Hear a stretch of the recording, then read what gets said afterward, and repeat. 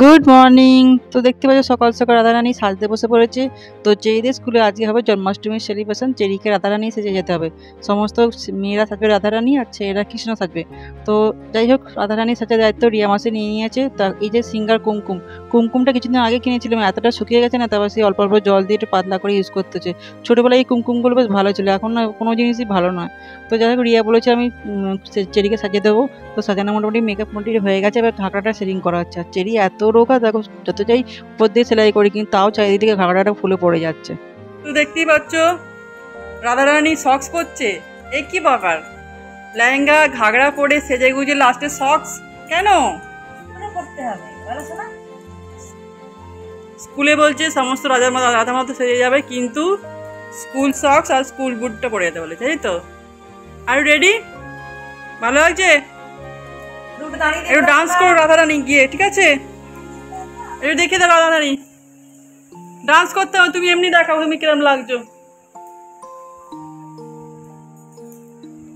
Very good.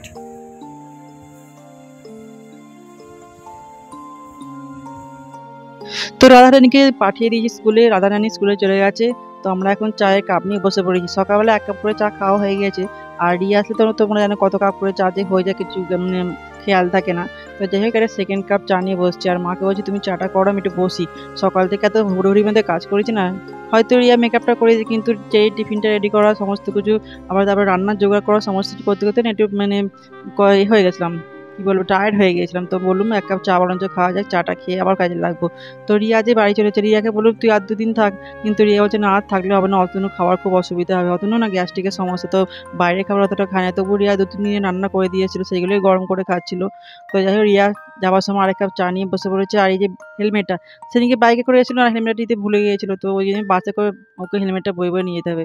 আর এই যে brownie bliss, এগুলো বিকি দিয়েছিল এতে রাখি পূর্ণিমায়, তো এটাই খাচ্ছি, বেশ ভালো খেতে কিন্তু।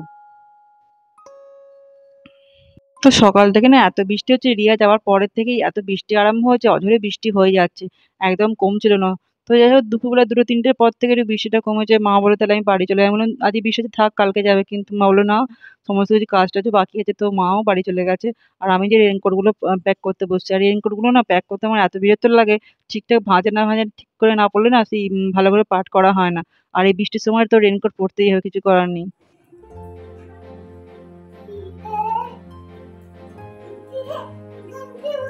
কে শপিং করতে যাবে? চলো, রেডি হয়ে আছে তো? ড্রেস তো পরে আছে, চলো। ডান্স বন্ধ করো আর চলো, শুজ পরতে হবে, চলো চলো শপিং এ চলো, চলো। তো আমরা এখন যাচ্ছি শপিং করতে। শপিং কেন করতে যাচ্ছি? সামনে তো জন্মাষ্টমী, কৃষ্ণের জন্মদিন, সেজন্য শপিং করতে যাচ্ছে। চেরিকে নিয়ে যাবো, চেরি এসে না রাগ করছে, চেরি ডান্স করছে, চেরিকে বলছে চল শপিংটা করে দে, তো ওই জন্য চেরি রাগ হচ্ছে। তাই চেরিকে রাগটা কমিয়ে নিয়ে চেরিকে নিয়ে শপিং করে নিয়ে আসবো। তো শপিং বলতে শুধু জামা কাপড়গুলো, গোপালের জামা টামা কিনবো, চুল বা হারটা সমস্ত কিছু কিনে নিয়ে আসবো। আর ফলটা মিষ্টিটা ফুটে ওই জন্মাষ্টমী সকালে সেগুলো কিনে নিয়ে আসবো। কিন্তু আগের থেকে কেনা ভালো না, দোকানে এত ভিড় হয়, ওই জন্যই ভাবি আগে শুক্রবার সোমবারের জন্য আগের দিন কিনে নিয়ে চলে আসবো। আর কড়াই সমস্ত নাড়াটাড়িগুলো লাগে, নাড়ু ঘরে তবু তাহলে কিছু কেনা হয়, আগের দিন এলাকা ভালো। আর সকাল থেকে এত বৃষ্টি হচ্ছে, ভাবনি যে বেরোতে পারবো। বিকাল থেকে একটু বৃষ্টিটা কম হচ্ছে, মাও বাড়ি চলে গেছে, সেই জন্য। তো যাই হোক, চলো ঘুরে আসছে, আর জিনিসপত্র সমস্ত ঠিকঠাক করে কিনে নিয়ে আসতে হবে। আমি না আর্ধেক জিনিস কিনতে গেলে ভুলে যাই, ওই জন্য ছেলে বলছি তুমি লিস্ট বানিয়ে নিয়ে মিলিয়ে মিলিয়ে জিনিসপত্র কিনে নিয়ে আসো, কেননা পরে আজকে ফাঁকা যাবে, কালকে পরশুতে এতগুলো কেনা যায় না। তো যাই হোক, চলো আগে কেনাকাটা করে আসি। তো আমরা এখন চলে এসেছি শপিং করতে জন্মাষ্টমী। তো প্রতি বছর জন্মাষ্টমীর শপিং সাধারণত বেশিরভাগ চেরি পাপাই করে, তবে এবছর আমি বললাম না, আমিও গিয়ে দেখে শুনে কিনবো জিনিসপত্র। তো সমস্ত কিছু আমার নেওয়া টুকটাক হয়ে গেছে, আর দোকান বেশ ফাঁকাই ছিল। তবে জন্মাষ্টমীর আগের দিন এত দোকানে ভিড় হয়, মানে পা গলানোর জায়গা থাকে না। তো সমস্ত কেনাকাটা আমার হয়ে গেছে। চেরি পাপা এই ময়ূর পাখনাগুলো দেখে দেখে নিচ্ছিল। আর চেরি এখানে চকলেট খাচ্ছে, চেরিকে দোকানে একটা আন্টি ছিল, চেরিকে চকলেট দিয়েছিল, তো চেরি চকলেট খেতেই ব্যস্ত। তো সমস্ত কেনাকাটা হয়ে গেছে, এবার বাড়ি যাবো। তো চেরি নিজের নতুন ড্রেস পেয়ে খুব খুশি। আর চেরিকে এই ড্রেসটা কিনে দেওয়া হচ্ছে একটা পারপাসে, চেরিদের স্কুলে সেলিব্রেশন আছে, চেরিদের স্কুলে বিগ ম্যাম তার বার্থডেতে সবাইকে এইভাবে ড্রেস কোড হিসেবে এই এই প্রিন্সেস ড্রেসটা পরে যেতে হবে। তো এটা আগের দিন এসছে, তো ওই জন্য চেরিকে পরিয়ে দেখছি ঠিকঠাক আছে কি না আছে। আর চেরি কোনো ড্রেস ঠিকঠাক হয় না, নয় বড় হয়, নয় সাইডে লুজ হয়। তো যাই হোক সন্ধ্যেবেলা আমি নাড়ু করতে বসে পড়েছি। আর যেদিকে পড়িয়ে টড়িয়ে এসেছে না, এত পড়াতে গিয়ে আজকে এত বকতে হয়েছে, আমার নাড়ু করার আর কোনো মানে কি বলবো ছিল না আর কি। কিন্তু কিছু করার নেই, ওর পেছনে এত বকতে হবে, না হলে পড়বেও না কিছু না। ভেবেছিলাম নাড়ুটা আগের দিন করবো, কিন্তু না, একটু আগে থাকতে করে রাখা ভালো। আর এই যে আখের গুড় অনেকটা আছে, রেখে দেবো, আবার এই গণেশ চতুর্থী আছে, তখন মোদক বানাতে কাজে লেগে যাবে। তো ভাবছি চিড়ের নাড়ু বানাবো, কোনোদিন বানানি, দেখা যাক ট্রাই করে ভালো হয় কি না হয়।